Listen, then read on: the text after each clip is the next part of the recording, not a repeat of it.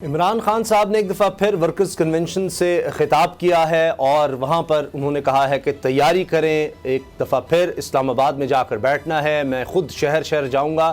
خاص طور پر chief election commissioner کو انہوں نے مسلسل نشانے پر رکھا اور کہا کہ جس طرح اگر کوئی پارٹی اعتراض کر دے جج پر تو پھر اس کو کیس نہیں سننا چاہیے، اسی طرح سے چیف الیکشن کمشنر جانبدار ہیں، نون لیگ کے ایجنٹ کے طور پر کام کر رہے ہیں، ان کو استعفیٰ دے دینا چاہیے، یہ صرف اور صرف تحریک انصاف کے خلاف کیس چلا رہے ہیں۔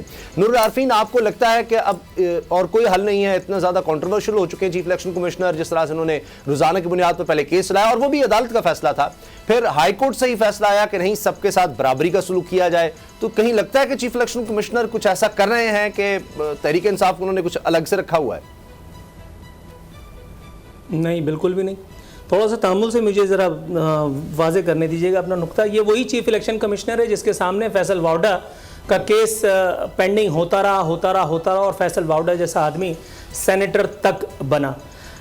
یہ وہی چیف الیکشن کمشنر ہے جس کے سامنے فورن فنڈنگ کا معاملہ اتنا لیت و لال کرتے اتنا عرصہ لٹکتا رہا اور اب معاملہ یہاں آ کر کے پہنچ گیا ہے کہ اب اسلام آباد ہائی کورٹ کی طرف سے ایک آبزرویشن آئی ہے، ادروائز یہ کیس کا فیصلہ اگلے 30 دن میں آ جانا چاہیے تھا۔ اس وقت جس وقت اپنی مرضی کا حلوہ کھا رہے تھے عمران خان صاحب، جب مرضی کا ہپا مل رہا تھا، تب تک تو چیف الیکشن کمشنر بہت اچھا تھا۔ ان کے ویڈیو بیانات آپ دیکھ لیں یوٹیوب پہ نکلوا کر کے، تو وہ چیف الیکشن کمشنر کے بارے میں بڑی پیاری پیاری باتیں کرتے ہیں۔ آج چیف الیکشن کمشنر نون لیگ کا پروردہ ہو گیا، اس کا ایجنٹ ہو گیا، صرف اس لیے کہ عمران خان کی روزی ماری گئی ہے، صرف اس لیے کہ عمران خان اپنا سی وی لے کر کے بے روزگار ہو گئے۔ ابھی میرے پاس ایک واٹس ایپ میسج آیا، کسی نے فرمائش کا اظہار کیا ہے، بڑا خوبصورت جملہ ہے کہ زلفی بخاری، معید یوسف اور فیصل واؤڈا سمیت اپنی یہ جو برطانیہ سے، انگلینڈ سے، ادھر سے ادھر سے، امریکہ سے جو آپ نے لوگوں کو بلا کر کے نوکری دی تھی، ان کو لے کر کے آپ اسلام آباد میں یا کراچی میں ایک امریکی سفارت خانے کے سامنے جا کے امریکہ مرد آباد کا صرف ایک نعرہ لگا دیں، میں دیکھوں آپ کتنے بڑے غیرت کے سوداگر ہیں۔ کیا ایسا ہو سکتا ہے؟ نہیں ہو سکتا۔ ایک چیف الیکشن کمشنر اب عمران خان کو نہیں برا لگ رہا، عمران خان کو اسٹیٹ کا ہر آرگن اس وقت برا لگ رہا ہے۔ کل میں نے بات کرنے کی کوشش کی، پرسوں تو بات ادھوری رہ گئی، میں آپ سے التماس کروں گا میری بات کو پورا ہو جانے دیجیے گا۔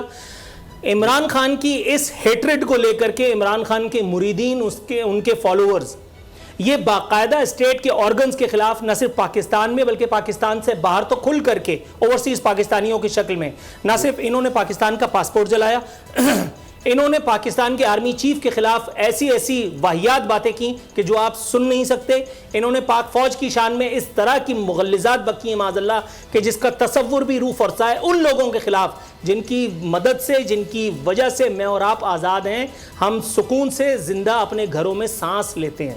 یہ عمران خان کی ہیٹریڈ کی پالیسی ہے جس کو کنٹینیویشن کی ہے ان کے فالوورز میں۔ اوورسیز پاکستانیوں کو چونکہ یہ ڈر نہیں ہے کہ ان کو پاکستانی قانون اس کو شکنجہ کر سکتا ہے، ان کو کسی جگہ لٹکایا جا سکتا ہے، اس لیے وہ وہاں تو جو کچھ کرنا ہے کر سکتے ہیں۔ اب یہاں پر انہوں نے ایک نیا سوانگ یہ رچایا کہ جی ہم پاک فوج کی عزت کرتے ہیں۔ او بھائی، پاک فوج کی عزت کرتے ہو تو تم عدلیہ کی طرف کیوں جا رہے ہو؟ عدلیہ کی طرف جاتے ہیں، کہتے ہیں کہ جی عدلیہ جو ہے وہ نظریہ ضرورت کی اعلی کار بن رہی ہے۔ بھائی، یہی عدلیہ تو آپ کے دور میں بھی تھی، اس وقت عدلیہ کا 130 140واں نمبر تھا، آپ کو اس وقت خیال نہیں آیا؟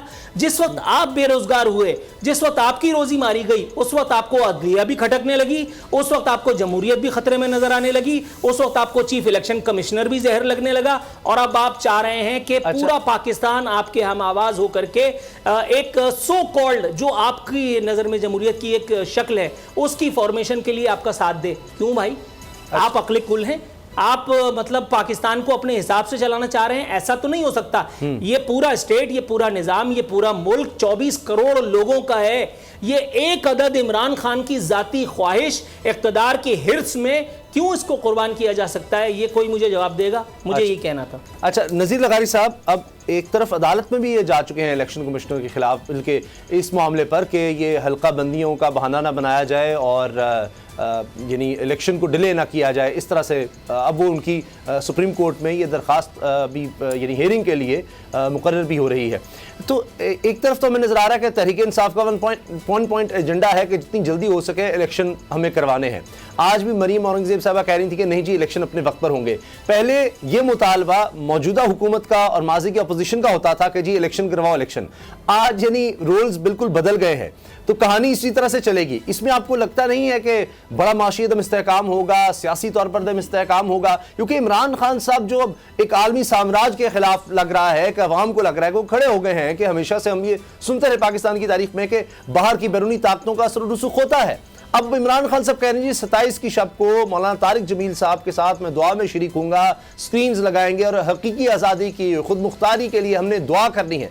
अब जाहिर है कि एक जो भी पाकिस्तानी हो उसके दिल की तो आवाज़ होगी कि हम वाकई एक जकड़े हुए हैं। कभी हम IMF का सुनते हैं, कभी हम सुनते हैं जी फलां मुल्क ये कह रहा है, हम इस तरह नहीं कर सकते, उस तरह नहीं कर सकते। ये बात भी ढकी छुपी नहीं है कि अमेरिका वाज़े तौर पर कह चुका कि भाई आप क्यों रूस जा रहे हैं, नहीं करना चाहिए, आप पर वाजे कर दिया। यूरोपीय यूनियन का लेटर भी हमारे सामने है। तो ये अपील तो करती हैं ये चीज़ें, तो इसका फिर हल क्या है? इलेक्शन की तरफ जाना बेहतर नहीं होगा? देखिए, इस पर तो हम कल भी बात कर चुके हैं, आज दोबारा बात कर लेते हैं। मैंने पहले अर्ज़ किया था कि हम तो कभी भी नहीं चाहते हैं कि आप अपना असम्बली को मुद्दत करने से पहले तोड़ दिया जाए। ये मैंने पहले भी अर्ज़ किया था गुज़श्ता रोज़ भी कि असम्बली को अपनी मुद्दत पूरी करनी चाहिए। 2002 से लेकर 2007, 2008 से लेकर 2013, 2013 से लेकर 2018, 2018 से लेकर 2023 ये मुद्दत बनती है। फिर 23 से 28 इसी तरह से पाकिस्तान आगे बढ़ता रहा है। हर 5 साल के बाद इंतखाबात हों। इस दौरान में पहले दौर में भी हुआ कि 2 वज़ीर-ए-आज़म बल्कि 3 वज़ीर-ए-आज़म 2003 से 2002 से लेकर 2007 तक 3 वज़ीर-ए-आज़म 4 वज़ीर-ए-आज़म बदले। लेकिन पार्टी वही रही, जमाली साहब थे, ज़फ़रुल्लाह जमाली, फिर उसके पहली बाद दफा हुआ कि वो पार्टी इक़्तिदार से निकाल दी गई। मेरी गुजारिश सुनेंगे, मैं कह रहा हूँ कि ज़फ़रुल्लाह जमाली के बाद जो है वो आए जनाब चौधरी शुजात हुसैन के बाद शौकत अज़ीज़ के बाद फिर निगरान एक वज़ीर आज़म आए जनाब मोहम्मद मियाँ सुमरो, जो आजकल जो साबका काबीना वज़ीर थे। इसी के बाद फिर दूसरी मुद्दत के लिए इंतखाबात हुए, फिर 2 वज़ीर आज़म आए। एक वज़ीर आज़म को हटा दिया गया अदालती फ़ैसले से। मैं उसको भी दुरुस्त नहीं समझता था कि अदालती फ़ैसले से नहीं हटाना चाहिए, जो आइन में लिखा है उसी तरीके से हटाना चाहिए।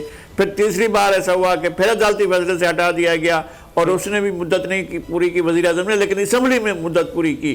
अब ये एक और दौर आया जिसमें वज़ीर आज़म को एक आइनी तरीके से, जिस तरह से आइन में दर्ज है कि वो अदम एतमाद की तहरीक ला कर कामयाब वो किया जाए, उनको हटाया जाए, तो उसी तरीके से हटाया गया है। अब ये असम्बली अपनी मुद्दत पूरी करे। वज़ीर आज़म आप चाहे 1 बदल लें, 2 बदल लें, कुछ भी कर लें, लेकिन असम्बली को अपनी मुद्दत पूरी करनी चाहिए। हमें ये बात करनी चाहिए कि बेशक ऐसा हो जाए कि वापस इक़्तिदार मिल जाए जनाब इमरान खान साहब को, ये कुर्सी वापस कर दीजिए। मैं जनाब आपकी वसातत से जनाब शहबाज शरीफ साहब से गुजारिश करूंगा कि वो कुर्सी छोड़ दें और इमरान खान साहब को वापस कर दें, लेकिन असम्बली को मुद्दत पूरी करनी चाहिए। ये मेरी गुजारिश है, मेरा नुक्ता नज़र ये है। तो चीफ इलेक्शन कमिश्नर का क्या होगा? क्या वो रहेंगे? और उसके बाद तो फिर ये मुतनाज़ा जिस तरह हमने तारीख में देखा, 2013 के इलेक्शन कमिश्नर के जी चीफ इलेक्शन कमिश्नर के तकर्रुर में नवाज शरीफ का, शहबाज शरीफ का, आसिफ अली जरदारी का, मौलाना फजलुर रहमान का कोई किरदार नहीं। ये सिलेक्शन भी इन्होंने खुद की, उनका अपॉइंटमेंट भी खुद किया, फैसला भी खुद किया। उनने अपोजिशन के लिए हुए नाम मुस्तरद करके इनका नाम लिया था। अब ये आ गए हैं तो अब यही चलाएं काम को। और वो अगर उनके खिलाफ कोई जायज़ शिकायत है तो कोर्ट में जाकर वो शिकायत का अजाला कराएं, लेकिन ये नहीं है कि इल्ज़ामात लेकर और मैं जो है 50 लाख लोग लेकर जाऊंगा और उसको हटवाऊंगा। ये इस तरीके से तो फिर आपने चला लिया मुल्क को। इस तरह से अगर चलाना है तो वो भी आपकी मर्जी है। हमने क्या है, हम आखिरी एंड पर बैठे भुगतने के लिए बैठे हुए हैं। कल भी बैठे थे, आज भी बैठेंगे। सब्सक्राइब करें और बेल दबाएं ताकि कोई खबर रह न जाए।